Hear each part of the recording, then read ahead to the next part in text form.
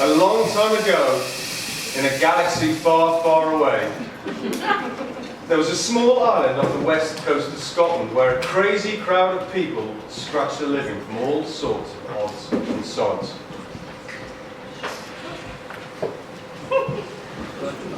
And look, here's Sandy, who lived down by the shore with his black cat, Tibbs. Hi, children.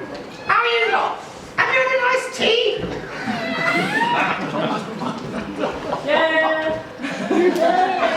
Now Sandy was good at mending things, which was just as well as his house was made from all the bits of planks and fish boxes and other junk that washed up on the shore. Sandy and Tibbs were pretty impressive at beachcombing, making sure that they salvaged all of the useful things that came ashore.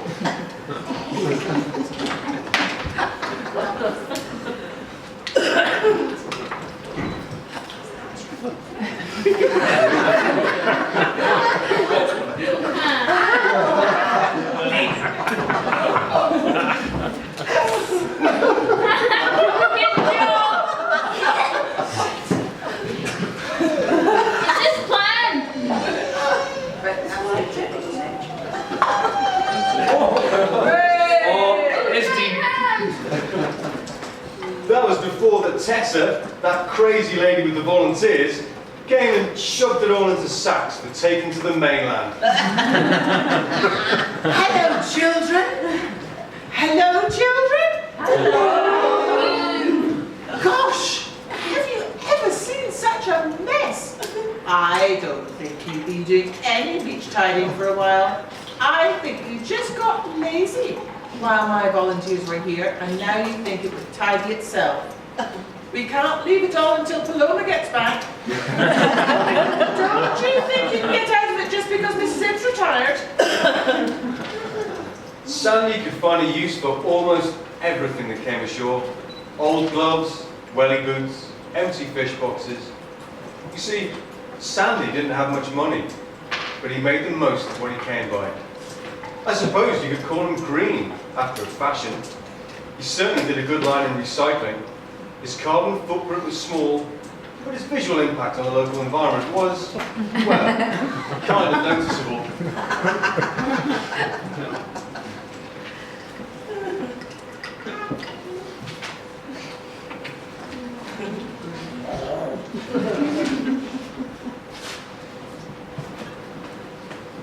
What's up? Claudia, you can't go down making a mess like that. I know you would call it recycling, but I think it looks like a whole heap of litter, not a house. We should get that old Broadband to shove the lot in a bulk bag and take it away with the Manitou. Oh, no, the Manitou is busted. That's Shaggy then. Him whose eye hanging about the daycare centre. He could put it in the skip with his digger. Oh, no, the skip's full to busting too. So full I could barely get a bottle in it today. Old MacBoozle, who lived along the shore, made his living from playing the bagpipes on the pier to entertain the visitors when the ferry came in. He thinks Sandy's little house was a blot on the landscape and didn't get on with Sandy at all. Entertaining visitors, however.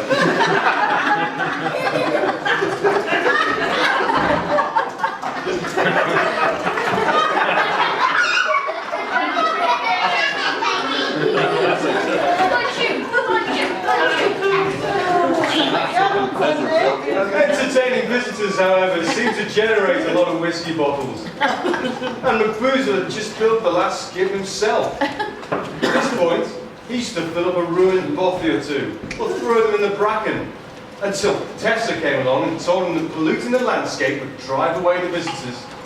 Gosh, Mr. MacBoozle, you shouldn't throw away your glass bottles, okay? Just imagine what it will look like in the spring when the bracken has died down and the grass is short and green, and some poor creature might stand on it and get glass in its poor foot. And the glass is a fire hazard come the summer. You might set the whole hill on fire. Whatever were you thinking of? All that glass should be in the recycling bin at the pier. Then it can be melted down, recast into glass again, then to be melted down and recast. Anyway, the visitors will not want to come and this place will look like a rubbish tip. And then where would you be? Where would you be for your piping then, I wonder? I do a pipe, was it? No visitors means no income, and no income means no whiskey. And no whiskey means no whiskey bottles either, which is good for the environment. And at which point, the two of them set to arguing again, as usual. Sandy thought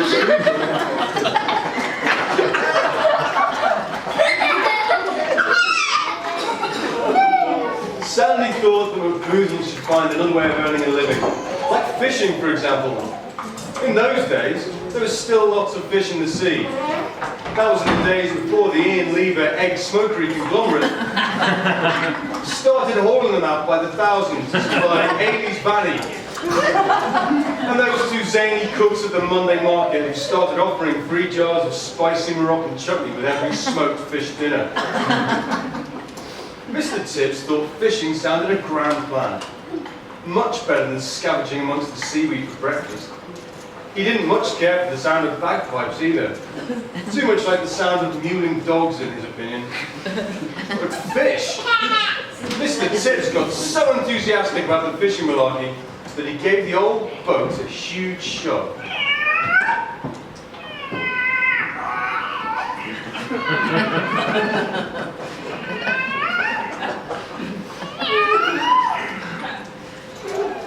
And Mr. Tibbs must have been eating go-cat for breakfast because the next thing the old boat was afloat upon the water and Sandy and MacBoozle had to get their feet wet as they leapt aboard before she went out on the tide.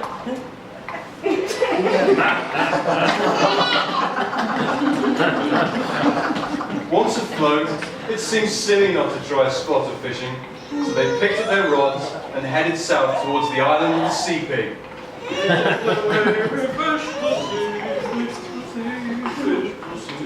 This is the way we fish the sea on the golden frosty morning.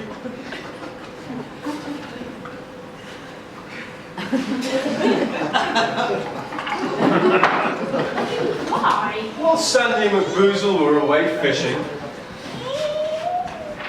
old Granny McRae came tottering down the shore to gather winkles for her tea.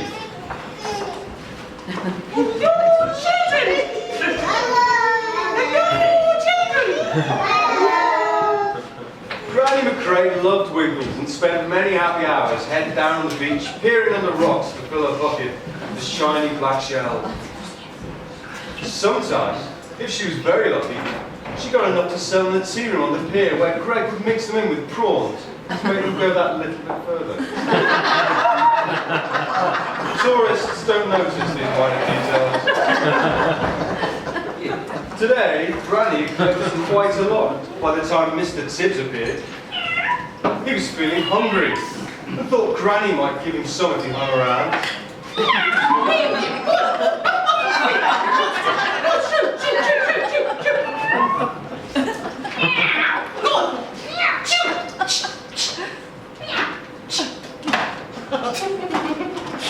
Now, while Granny was trying to chase away the cat, someone else had their eye on the winkles.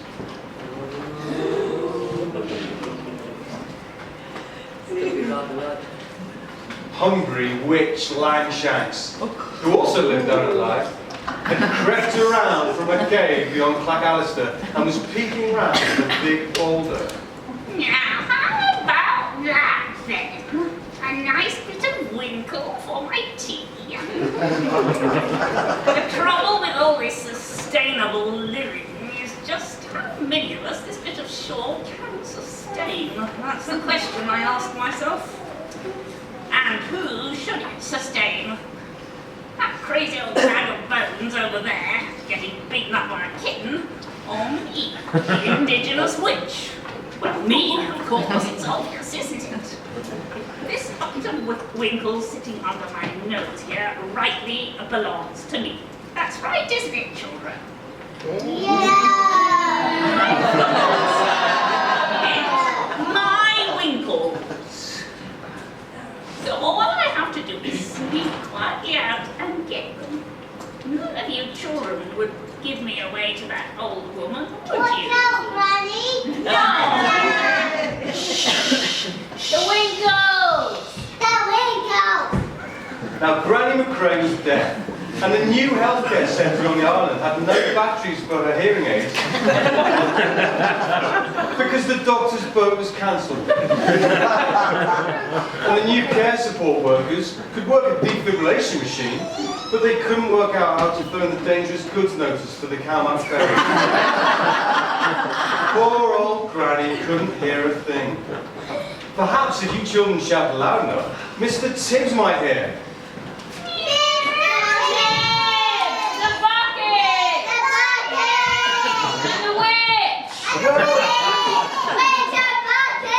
Well done, you folk! Mr. Tibbs came flying across the beach!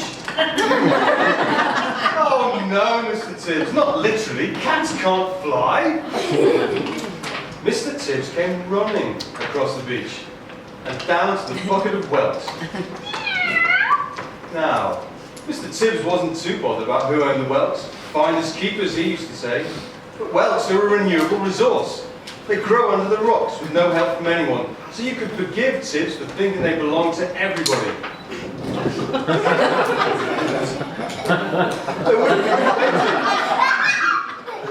There would have been plenty for all if they'd shared them, but Tibbs and the witch were only interested in getting as many for themselves as possible. They were very greedy, and so the battle over the bucket began.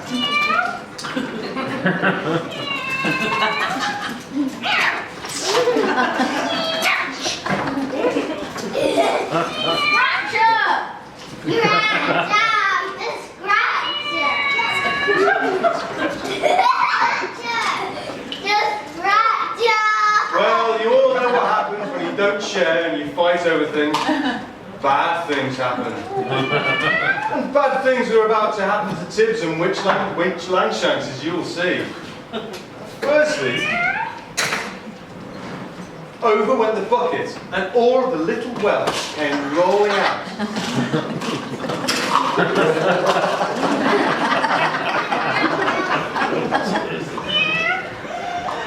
Now, if they'd rolled on the beach and washed back under the rocks, they would have been happy little whelks safely back home.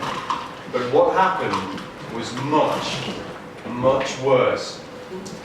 But just beside where the bucket fell over, there was a big hole. And the little whelks bounced and rattled down said hole.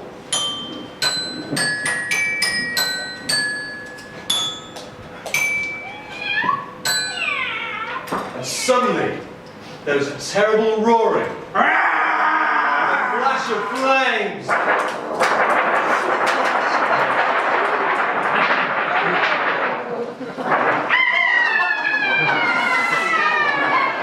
The ground trembled, and the hole got bigger, and a red and fiery dragon appeared. Well, Mr. Tibbs legged it. While Witch Langshanks fainted. Oh, sizzling sausages. Can't a chap get any sleep around here? There I was, busy having 40 winks, a short grandpa type nap of maybe 20 years or so, and someone starts pouring Welsh down me chimney. Not thinking of other people, you are. Tipping your smelly old rubbish on other people's property. No community spirit, you know.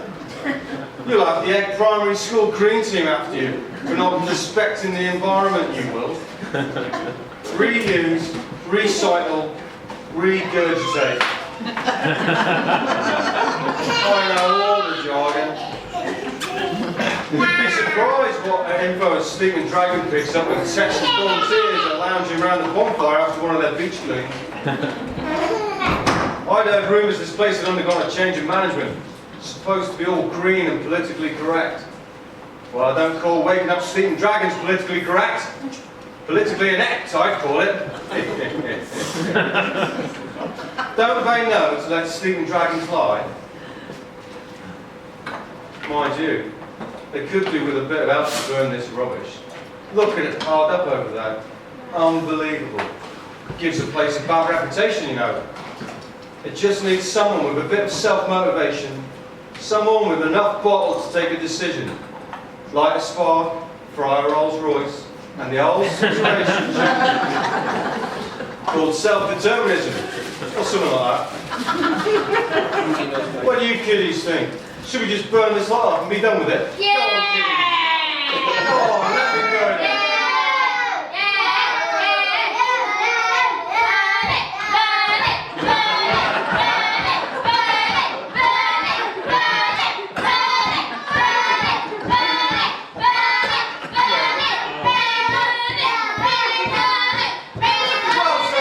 Well said. I'm a dragon, and I'm going to burn it. Here we go, bonfire night. I hope that Cormac chap wasn't storing his gunpowder there.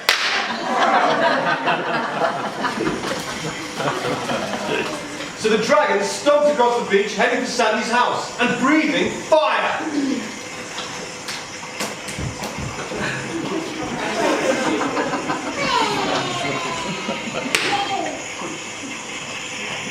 And with Witch Langshanks fainted in the corner, it was up to Mr. Tibbs to save the day. How could he stop the dragon without getting himself fried? Dealing with overheated dragons was quite a challenge. Should he fetch the Eigg Volunteer Fire Force? Would they be able to find the trailer in time? Remember how to connect the fire pumps? Oh, but it's a Friday night.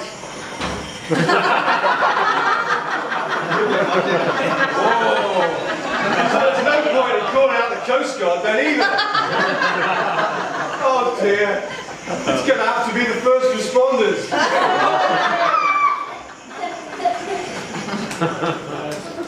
That's what? Mr. Tibbs ran to find Tessa, the volunteer manager who was filling potholes as usual, it being her day off and all. Luckily, Tessa was a first responder.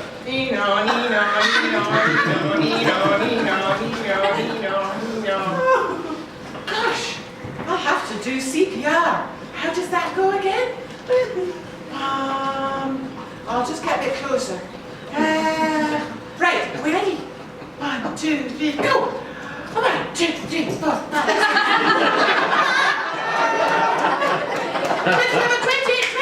20. Oh, check it. 1, 2, 3, 4, 20, 30. Hey! Oh, no. Oh, I don't think this is working. We'll just go for the old-fashioned back at the water routine. Here we go. That's much better.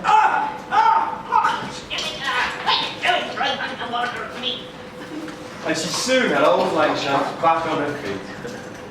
Together, they went up to that posh bothy at the top of the beach to work out what to do about the dragon.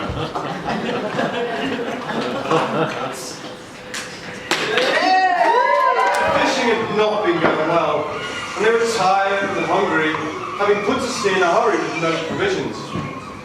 This was poor planning, and not to be recommended. They didn't even have life jackets, which was just plain stupid, and to make matters worse, calamity! They'd nearly finished old MacBoozle's last ration of whiskey.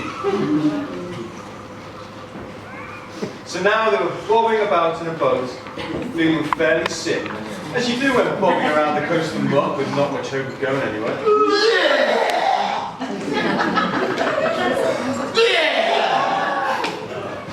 Suddenly, the boat bumped against a line of floats in the water.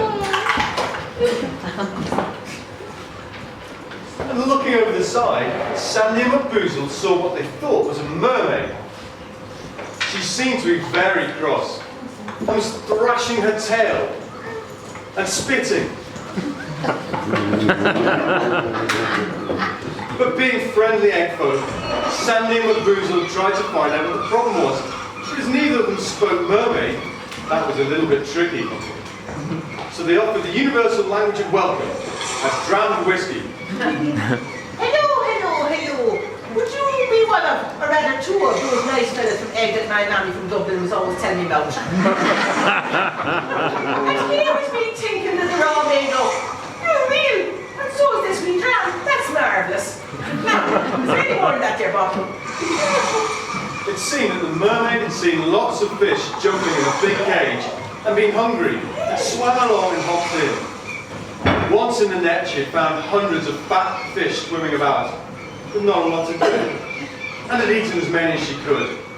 Well, they were pretty easy to catch, so why not? In fact, she had eaten so many that her tummy ached. She even admitted that she might have been a little bit greedy. Ah, no harm done, lassie. There were just wee fishes they must go after growing for the marine harvest, laddies. They'll notice a few. The mermaid didn't seem too bothered whether the muckmen would miss them or not, but she was very worried that she'd eaten so much she couldn't jump back out the cage.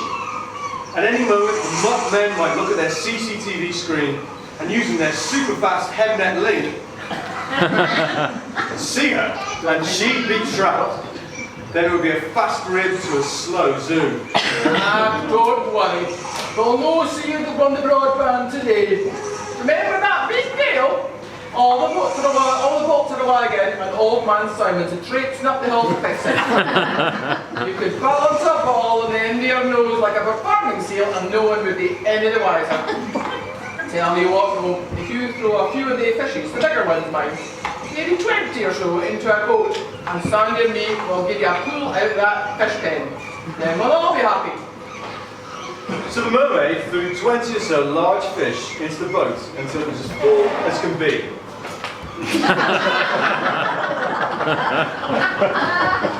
And then Sandy and MacBoozle leaned over the side and gave a big pull. Oh, be careful now, boys. We near brought the night. Remember, pull. The mermaid was very heavy. She must have eaten lots of fish. Careful when you put your hands in. Make up flippers for the lady. Oh, come on, Sandy, do your best. I can't even reach them all. She weighed a ton or two.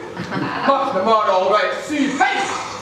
I wonder how that place got its name. Right. 1, 2, 3, heave! We need a bit of encouragement. Come on, kids. 1, 2, 3. 1, 2, 3, heave! Eventually they managed to pull her out of the net, and they fell back exhausted into the boat. The mermaid was so pleased, she offered to help push them back towards Eigg. So she pushed a lot, and they rowed a little. And by, working as a team, they got near to Lag Bay. They took a lot of rests, and they all got quite friendly. That's dirty laughter. In fact, they hatched a cunning plan together. In the future, they would help each other. Every time a big gale knocked out the broadband, which happened fairly often, they would do a little sustainable fishing together, and the muckhead would never know. The mermaid would catch the fish and eat as many as she wanted, and they would pull her out of the net as before. As they came around Lag Point, the mermaid waved goodbye. Bye. Bye. Bye, children. Bye. And with a flick of her tail,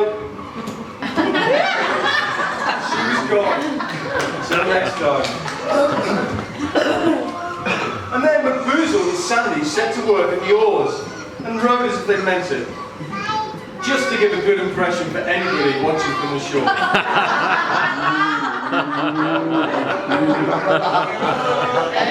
To the shore, if you see a dragon, don't forget to roar.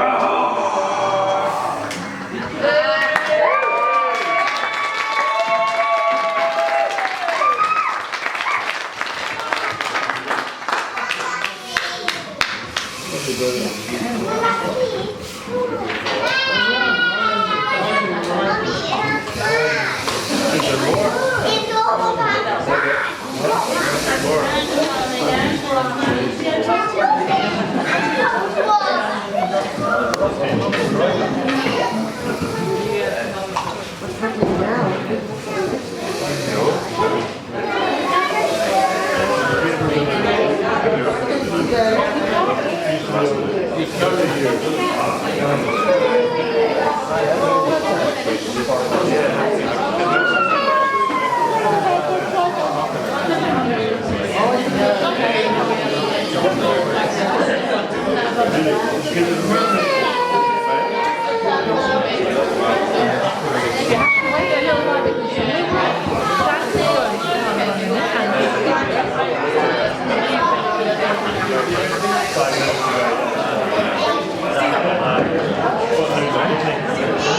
well, I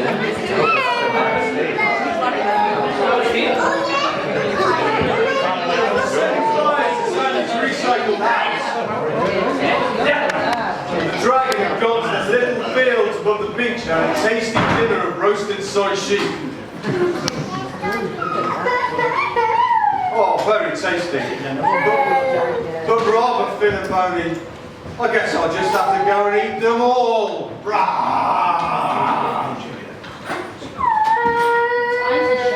After that, he crawled back into his den to sleep on his dinner.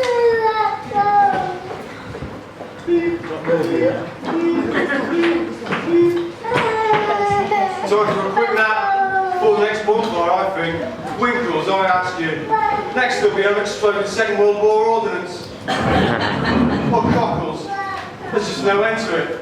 I'll tell you that for nothing. By this time, Granny McCrae, fed up with hunting winkles, had wandered back to the beach only to find a big dark cave where the bucket had been. There was a kind of snoring noise, but Granny couldn't hear it, and being curious, well, nosy really, she crept in to investigate. Oh, what has been going on here then? That Shucky's been digging up holes in other people's ground, I expect. What is this island coming to? It's all downhill since that Eggy Trust took over, I should say. Gosh, it's kind of warm down here. Must be that underfloor heating then, or one of those underground heat pumps. Now, if they want to be eco-conscious, what we do with plumbing, that's hot air into those little cabin houses. Too much talk hot air and not enough action hot air is just. There's no air connection, that's what it is. Do the job better than those soggy pellets anyway. What do you think, Kitty? Should we save Granny a fortune and mix some pellets and mix some of these things here? Or the heat and the heat. Bad idea. It's great up here. I'm not sure The bad this is the same idea. place. It means a lot. Do you think I should stay, children? Is this a nice place to live? Should I stay? If you want to die,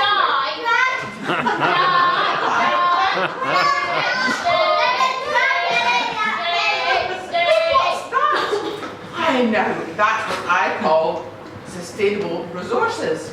Granny McCrae crept around the corner and saw her bucket lying beside a huge heap of dragon gold and jewels. Being rather short-sighted, she didn't notice the dragon. If that trust had some of that gold and some of those jewels, there'd be no problem paying for a bit of track work. Minerals belonging to the landlord and all, that's what the lease says. I'll maybe take a few to show them what's here, and then they can come down with a digger and shovel the rest up later. So Granny put a few jewels in her bucket and made for the exit. Of course, you and I know that dragons can always tell if someone's seen their jewels even when asleep. But Granny didn't know that. She barely got outside when there was a mighty roar and a rumble. And the ground trembled. And all the cliff fell down, shutting the dragon back in his cave again.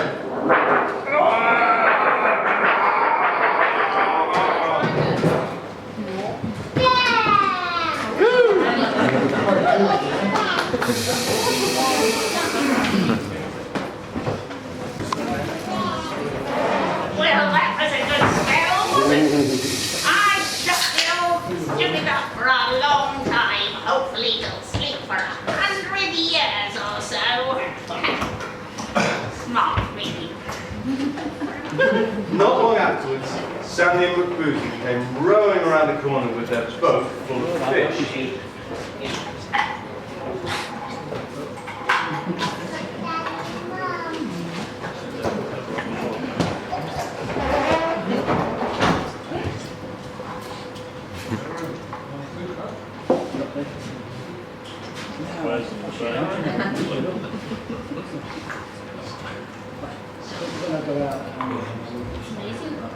Okay, children, tonight's dinner is salmon a la creme. Join up. Everyone was pleased to see them and tell them of the excitement they had missed, until Sandy noticed that his house had burnt down. Where's my house? Oh no, where's my house gone? Oh, what's happened to my lovely house? But Tessa said, The trust will be able to use the Dragon Gold to pay that very nice but rather expensive Damon Hellowell chappie to build them a new decorated eco corn-fed straw bale wattle and dog brick and mortar 6 acres. And the hot steam from the dragon sleeping breath will provide underfloor heating and free cooking. In fact, altogether, with his new successful venture, Sandy will be able to live a thoroughly easy and sustainable life. I suppose it'll do. Wouldn't be as nice as my old house, though. and this was enough excuse for a big celebration. They barbecued the fish in the heat of the dragon's breath. They shared out the catch, and Granny even donated a few winkles.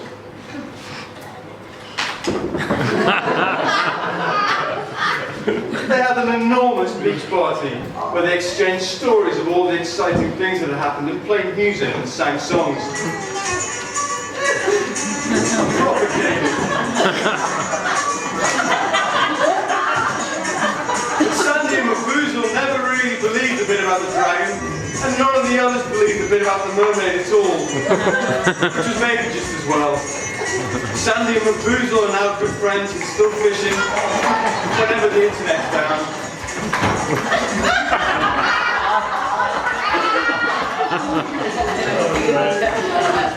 Just the one type of fish they catch, and the mock folks have never guessed.